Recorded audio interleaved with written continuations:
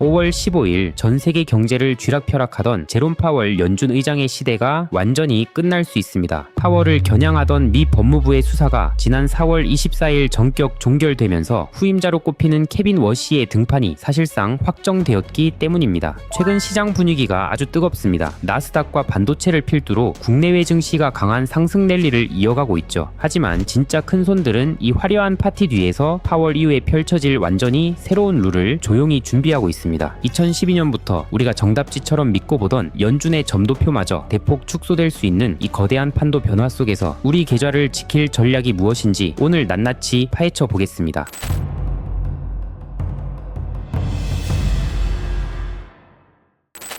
본격적인 이야기에 앞서 연준의 대차대조표 축소에 대해 잠깐 짚고 넘어가겠습니다. 용어가 참 어렵죠. 쉽게 말해 연준이 그동안 빵빵하게 불려놨던 금고의 덩치를 줄이면서 시중에 풀렸던 막대한 돈을 다시 빨아들이는 작업입니다. 우리가 흔히 뉴스에서 듣는 양적 긴축이 바로 이겁니다. 아마 대부분은 이 양적 긴축을 주식시장에 찬물을 끼얹는 악재이자 금리 인상과 똑같은 정책이라고 생각하실 겁니다. 하지만 케빈 워시의 철학은 완전히 다릅니다. 비유하자면 대차대조표 축소는 경제에 불필요한 지방을 걷어내는 다이어트고 금리 인하는 활력을 주는 영양제입니다. 파월 체제에서는 다이어트를 하면서 영양제를 먹는 건 앞뒤가 안 맞는다고 생각했습니다. 그래서 둘 중 하나만 골라야 했죠. 그런데 워시는 발상 자체가 다릅니다. 다이어트를 하면서 동시에 영양제도 먹을 수 있도록 몸의 컨디션을 맞춰가겠다는 겁니다. 군사를 빼는 과정과 활력을 채우는 과정이 서로 충돌하는 게 아니라 보조를 맞추며 함께 갈 수 있다고 본 거죠. 지난 4월 21일 청문회에서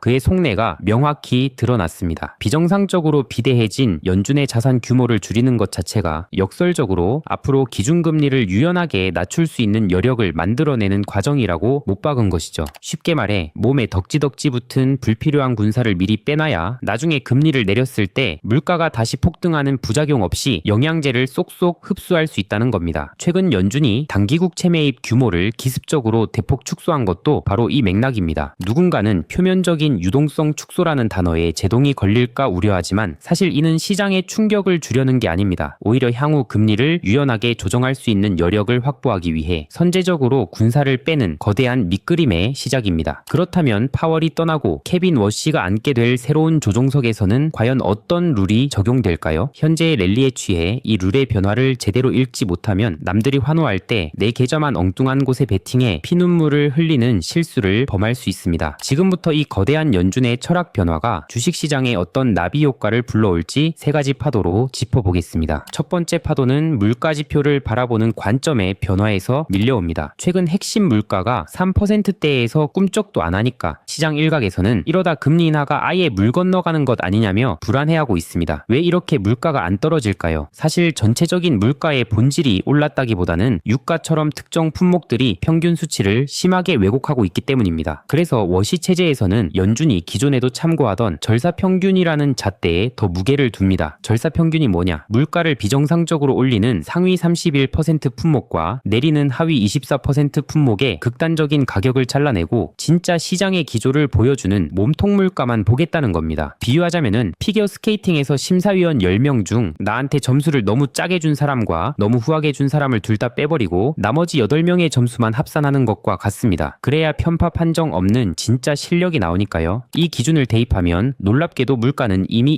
2.3%로 목표치 턱 밑까지 내려와 있습니다. 심지어 10억 개의 실시간 물가를 추적하는 지표는 1%대에 진입했죠. 당장 내일 기준금리를 내리진 않더라도 향후 금리를 유연하게 인하할 수 있는 합리적인 명분이 이미 세워진 겁니다. 자, 물가가 잡혔다는 명분이 생겼으니 언제 금리를 내릴지 연준이 친절하게 힌트를 줘야겠죠. 그런데 여기서 두 번째 파도가 덮칩니다. 바로 10년 넘게 이어진 연준의 친절한 소통이 막을 내린다는 겁니다. 워시 체제에서는 앞으로 언제 금리를 올리고 내릴지 미리 알려주던 점도표를 대폭 축소할 계획입니다. 100m 앞 우회전까지 꼬박꼬박 알려주던 쪽집게 내비게이션을 끄고 큼직한 방향만 알려주는 나침반 하나만 쥐어주겠다는 겁니다. 왜 갑자기 힌트를 안 줄까요? 시장이 연준님만 쳐다보고 혼자서는 아무것도 못하는 수동적인 상태가 되었기 때문입니다. 소통을 줄여서 시장 스스로 가격을 묻고 답하는 자생력을 되찾게 만들고 연준은 시장 시장 눈치를 보지 않고 필요할 때 언제든 과감하게 금리를 조정할 수 있는 통화정책의 조향 장치를 챙기겠다는 치밀한 계산입니다. 그렇다면 아무리 연준이 룰을 바꾸고 유연하게 대처한다고 해도 끈적한 유가와 튀어오르는 물가의 압박을 주식시장이 계속 버텨낼 수 있을까요? 냉정하게 말해 이 거센 충격을 영원히 막아낼 수는 없습니다. 하지만 시장이 가장 취약한 바로 이 시기 치명상을 막아주며 귀중한 시간을 벌어줄 마지막 세 번째 파도가 밀려옵니다. 바로 과거에 뺏겼던 막대한 관세의 환급입니다. 갑자기 무슨 돈을 돌려받느냐고요? 트럼프가 무역전쟁을 명목으로 미국 기업들에게 엄청난 관세를 걷어갔었죠. 하지만 위법 판결을 받은 뒤 최근 이 관세를 다시 돌려주는 환급 포털이 가동을 시작했습니다. 당장 이번 달 말부터가 아니라 포털 가동 후 두세 달 뒤인 2분기 후반부터 무려 244조 원에 달하는 돈이 약 33만 개 미국 수입 업체들의 통장에 꽂히기 시작합니다. 물론 이 돈이 물가를 근본적으로 낮춰주거나 유가 상승을 멈추게 하는 만병통치약은 아닙니다. 하지만 단기 기대 인플레이션이 1%포인트나 급등하며 일각에선 혹여 이걸로 시장이 흔들릴까 우려하는 지금 시장이라는 몸뚱이에 244조 원짜리 두툼한 일회성 맷집이 채워진다는 게 핵심입니다. 비록 영구적인 방어막은 아닐지라도 이 막대한 현금 보너스가 2분기, 3분기 내내 기업들의 마진 충격을 흡수하고 총수요가 꺾이는 걸 막아주는 강력한 단기 진통제 역할을 해줄지 우리는 그 타이밍을 정확히 체크해야 합니다. 연준이 유연하게 금리를 대응하려 할 때 이 244조 원이 주식시장이 버틸 수 있는 골든타임을 얼마나 든든하게 벌어주는지 눈여겨볼 포인트입니다. 이 골든타임 동안 우리는 투자의 판을 완전히 새로 짜야 합니다. 파월이 떠나고 열리는 케빈 워시의 시대는 한마디로 온실 속 화초에서 야생으로의 전환을 의미합니다. 이 거대한 룰의 변화 속에서 살아남기 위해 우리 투자자들이 반드시 장착해야 할 세 가지 생존 관점을 짚어드리겠습니다. 첫째, 단기금리 맞추기 게임에서 벗어나야 합니다. 매달 발표되는 물가 지표 하나에 일희일비하며 이번 달에 금리를 내리네 만에 베팅하는 것은 이제 의미가 적어질 수 있습니다. 연준은 이미 절사평균이라는 새로운 잣대로 자신들만의 페이스에 맞춰 흔들림 없이 인하 명분을 쌓아가고 있습니다. 단기적인 지표 노이즈에 휩쓸려 주식을 헐값에 던지는 실수를 멈춰야 합니다. 둘째, 오직 숫자로 증명하는 기업으로 계좌를 압축하셔야 합니다. 소통이 줄어들고 시장 스스로 가격을 결정하는 자생력의 무대에서는 금리가 높든 유가가 뛰든 스스로 마진을 방어하고 돈을 벌어오는 독자 생존 기업만이 주도권을 줍니다. 금리 인하만 목 빠지게 기다리는 실체 없는 테마주와 같은 좀비 기업들을 쳐내고 확실한 실적을 내는 기업들에 앞으로 더 집중해야 합니다. 셋째, 지금의 일회성 맷집이 버텨주는 시간을 낭비하지 마십시오. 수입 업체들에게 꽂힐 244조 원의 관세 환급금이 영원한 방패가 되어주진 않습니다. 시장이 이 막대한 현금 진통제로 끈적한 인플레이션 타격을 흡수하며 버티는 지금 꼭 기억해야 할 게 있습니다. 바로 다가올 야생 장세를 견딜 수 있도록 계좌의 체질을 개선하고 다음 스텝을 준비하는 골든타임으로 삼으셔야 합니다. 시장은 이미 연준의 시간표에서 벗어나 기업 본연의 시간표로 넘어가고 있는 역사적 변곡점입니다. 오늘 영상을 통해 케빈 워시 시대의 거대한 밑그림을 이해하고 투자의 안목이 한 뼘 더 깊어지셨다면 저와 함께 단단한 부의 길을 걷고 싶으시다면 댓글에 따뜻한 하트 하나만 남겨주세요. 제가 새벽까지 수천 페이지의 리포트를 뜯어보는 가장 큰 원동력입니다. 다음번에도 복잡한 경제의 이면을 가장 쉽고 정확하게 떠먹여 드리겠습니다. 구독, 좋아요, 알림 설정은 여러분의 계좌를 지키는 가장 확실한 투자입니다. 시청해주셔서 고맙습니다.